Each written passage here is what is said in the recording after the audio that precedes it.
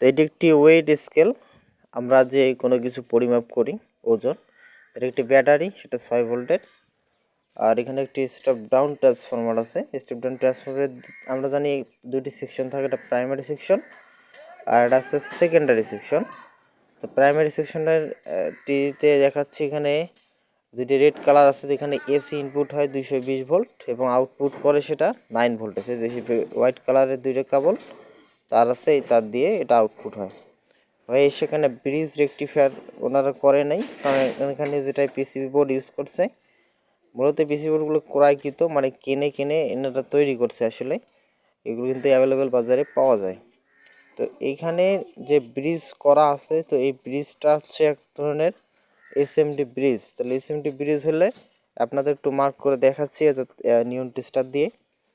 এই যে নিয়ন টেস্টারের যে ব্রিজ রেকটিফায়ার, ঠিক আছে। আপনার এই যে এসএমডি এগুলো কিন্তু সার্কিটে একদম ফিক্সড করা থাকে। আর তার সাথে একটি ডায়োড আছে, জেনার ডায়োড, এবং ফিল্টার ক্যাপাসিটর তো অবশ্যই। তো বন্ধুরা, এটা একটি রিপেয়ার করব আমি। তো রিপেয়ার করার আগে আপনাদের একটু বেসিক ধারণা দেওয়ার জন্য ভিডিওটি করা।